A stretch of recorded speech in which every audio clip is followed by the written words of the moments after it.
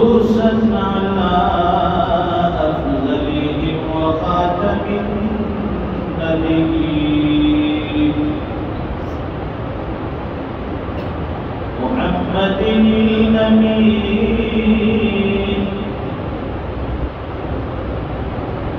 وعلى آله وأصحابه أجمعين.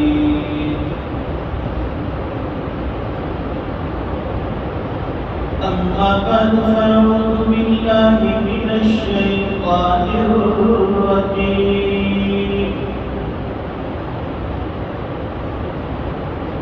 بسم الله الرحمن الرحيم.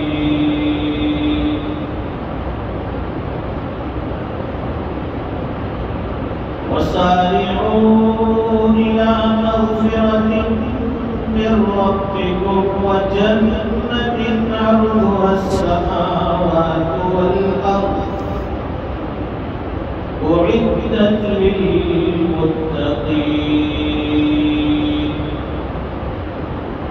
صدق الله العظيم. اللهم صل على سيدنا ومولانا محمد وعلى آل سيدنا محمد وبارك وسلم. بزرگ اور دینی بھائیوں،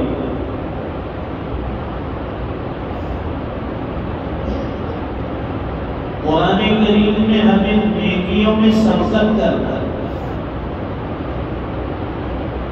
اعمال صالحہ میں آگے بڑھنا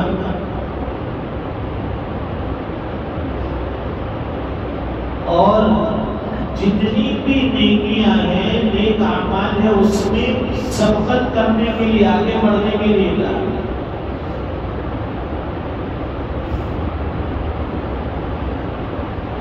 اس لیے کہ نیکی کرنے کے لیے محنت شرط ہے. گناہ کرنے کے لیے محنت کی ضرورت نہیں ہے. نیکی کرنے کے لیے نفس کا مقابلہ کرنا پڑتا ہے، شیطان کا مقابلہ کرنا پڑتا ہے. گناہ کرنے کے لیے شیطان کا بھی سپورٹ ملتا ہے اور نفس بھی ساتھ دیتا ہے. جہاں نیکی کا معاملہ آئے گا نفس ساتھ نہیں دے گا، سستی کرے گا، انسان کی طبیعت نہیں جائے گا اور شیطان بھی ٹال پٹول کرے گا. آج نہیں کل کر لے، کل نہیں پرسوں کر لے، ٹالتا رہتا ہے. بادروا بالاعمال الصالحہ، اعمال صالحہ میں آگے بڑھو، سبقت کرو، ریس لگاؤ.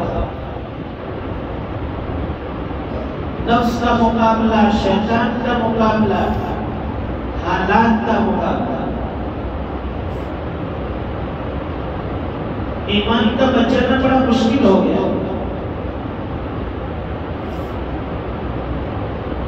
وہ مکی دور تھا، اس میں حضور پاک صلی اللہ علیہ وسلم جب یہ حق کی دعوت لے کر کھڑے ہوئے تھے اور لوگوں کو حق کی طرف بلایا، دین اسلام کی طرف بلایا. شروع میں چند لوگ ایمان لائے، مسلمان ہوئے. اب ظاہر ہے کہ ایک نیا دین ہے، حالانکہ دین تو پرانا ہے، جب سے دنیا آباد ہوئی تب سے دین اسلام تھا، لیکن عرب کے اس وقت کے لوگوں کے لیے یہ دین نیا تھا. یہ تعلیمات نہیں تھی، یہ جو دعوت ان کے کان میں پڑ رہی تھی یہ دعوت بھی نہیں تھی. اس لیے نئی چیز جلدی سے گلے سے اترتی نہیں ہے. انہوں نے پرزور مخالفت کی حضور پاک صلی اللہ علیہ وسلم. دبانے کی انتھنک کوشش کی، پورا زور لگا دیا، پوری طاقت لگا دی کہ حضور پاک صلی اللہ علیہ وسلم کو روکا دیا، اور جو گنے چنے چند مسلمان ایمان لائے ان کے اوپر بھی طرح طرح کے حالات پیش آئے،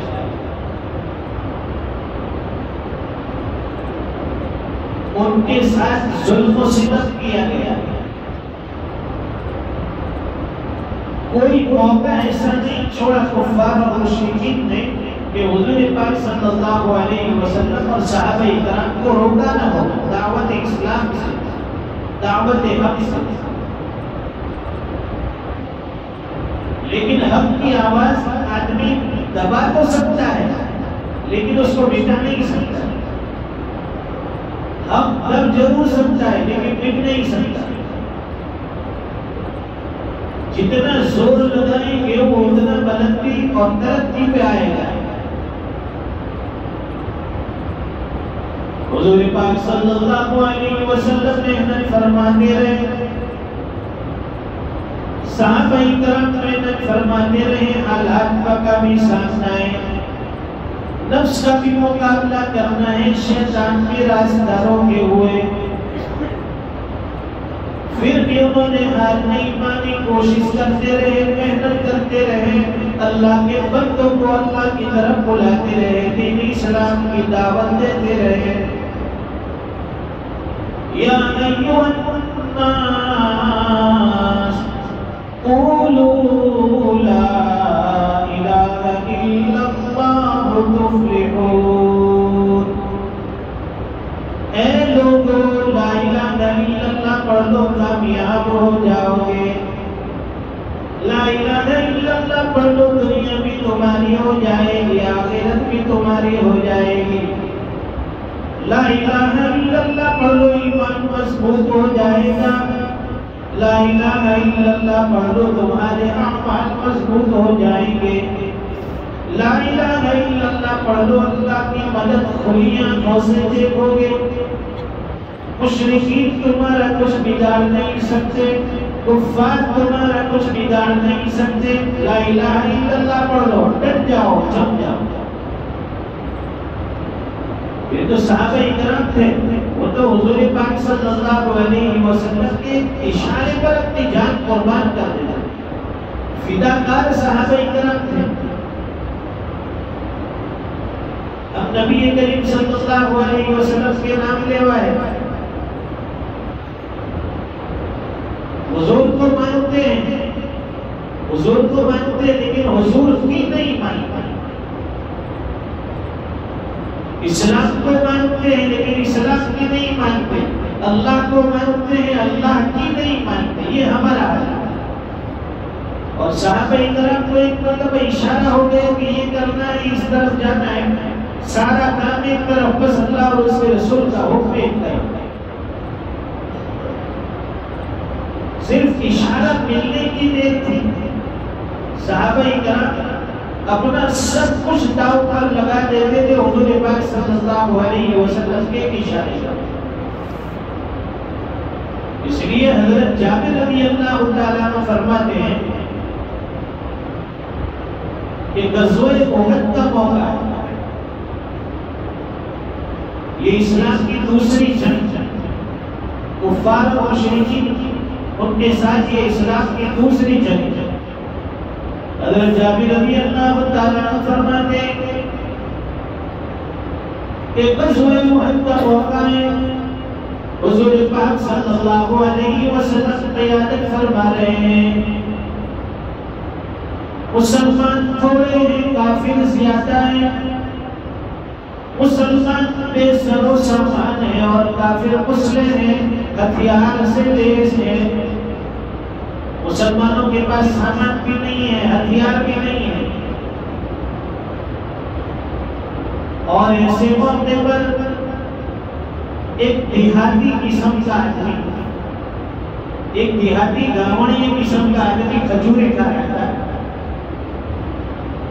وہ کھجورے کھاتا کھاتا پوچھنے لگا حضور پاک صلی اللہ علیہ وسلم سے، یا رسول اللہ صلی اللہ علیہ وسلم، آپ یہ جو جنگ کروا رہے ہیں، یہ جو لڑائی کروا رہے ہیں، اس لڑائی میں اگر میری جان چلی جائے، میں قتل ہو جاؤں تو مجھے کیا ملے گا؟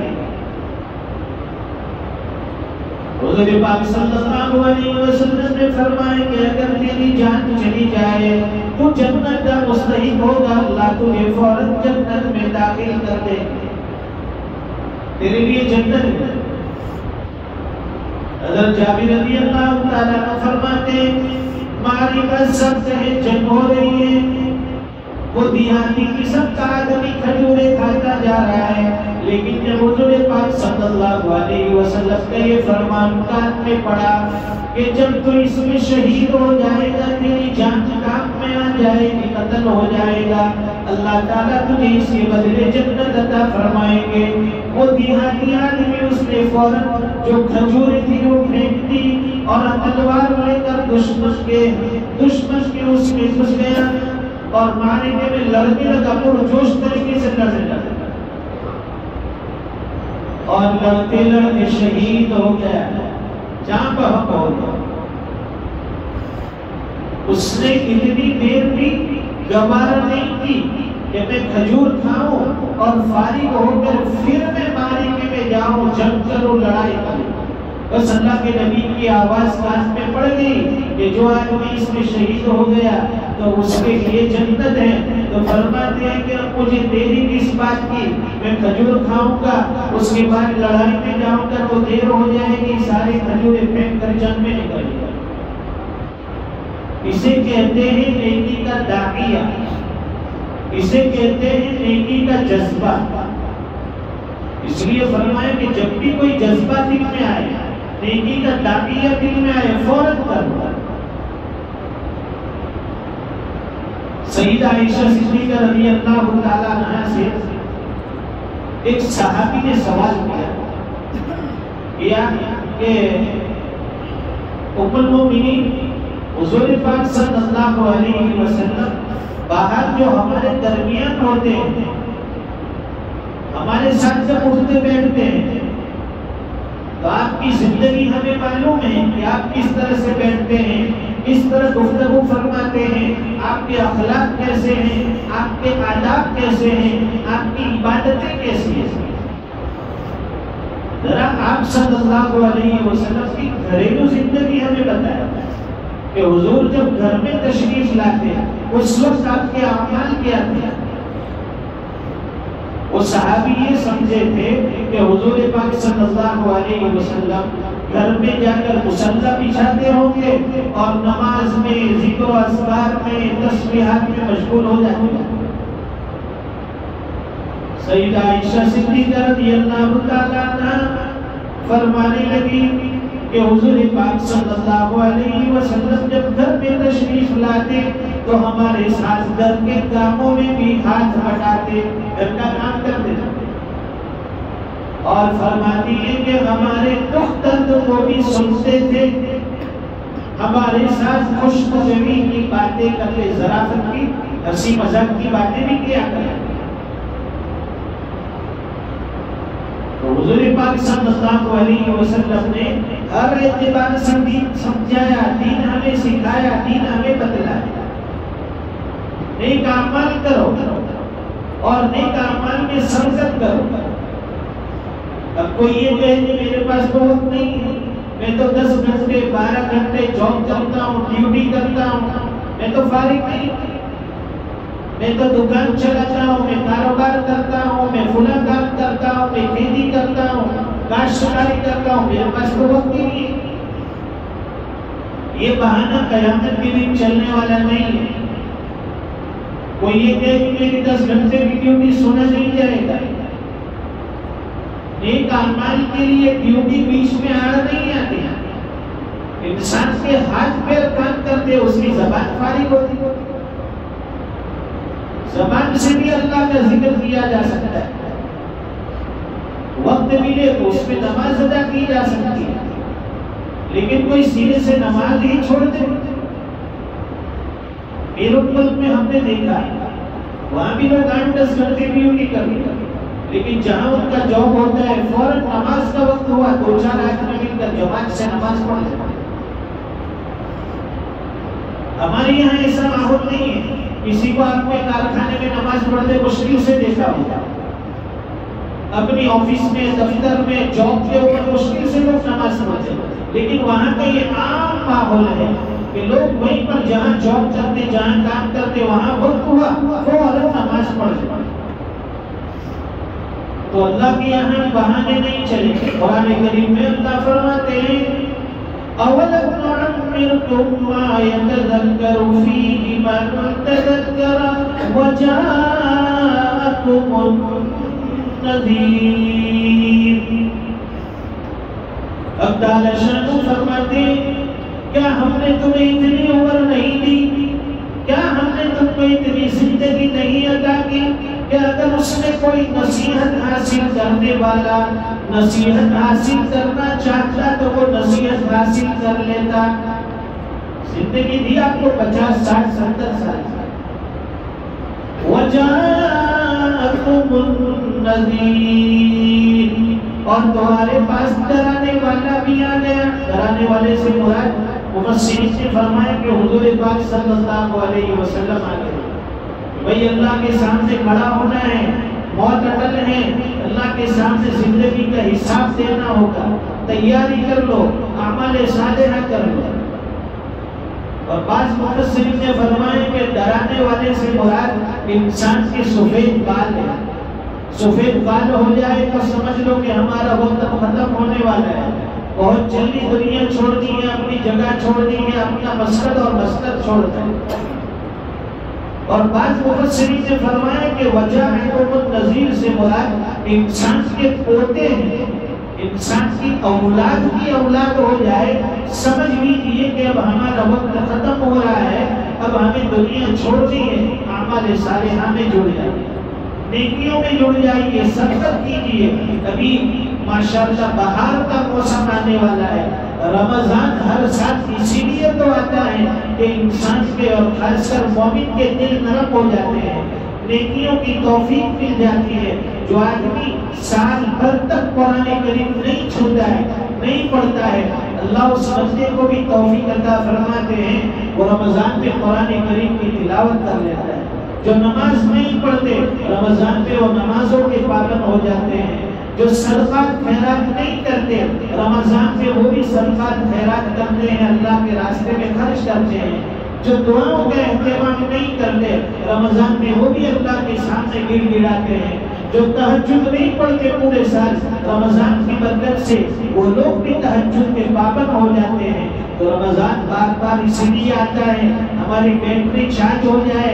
گاڑی کی بیٹری کمزور ہو جائے، ویک ہو جائے، اسے چارجنگ کی ضرورت ہوتی ہے، دوبارہ چارج کرنا پڑتا ہے. ہماری بیٹری پورے سال کے گناہوں کی وجہ سے، اعمال بد کی وجہ سے، ہماری نافرمانیوں کی وجہ سے ہماری ایمانی بیٹری کا پاور کم ہو جاتا ہے. اللہ تعالیٰ یہ رمضان کا مہینہ لاتے ہیں تاکہ ایمان والوں کے اندر ایمان میں تازگی آ جائے، ان کے اعمال صالحہ میں ضلع اور جیا پیدا ہو جائے، اور ان کو اللہ تعالیٰ نیکیوں کی وجہ سے، اعمال صالحہ کی وجہ سے ان کی بخشش فرما دے، ان کو معاف فرما دے. اس لیے فرمایا وَسَارِعُوا إِلَىٰ مَغْفِرَةٍ مِّن رَّبِّكُمْ وَجَنَّةٍ عَرْضُهَا السَّمَاوَاتُ وَالْأَرْضُ أُعِدَّتْ لِلْمُتَّقِينَ. دوڑو اللہ کی مغفرت کی طرف اور اس جنت کی طرف جس کی چوڑائی آسمان اور زمین کے برابر ہے. اللہ نے وہ متقیوں کے لیے تیار کر رکھی ہے. ایمان والا متقی ہوتا ہے. اللہ تعالیٰ ہم سب کو اعمال صالحہ کی توفیق عطا فرمائے. زندگی کے ایک ایک دن کی، ایک ایک لمحے کی، ایک ایک سانس کی قدردانی عطا فرمائے. وآخر دعوانا الحمدللہ رب العالمین.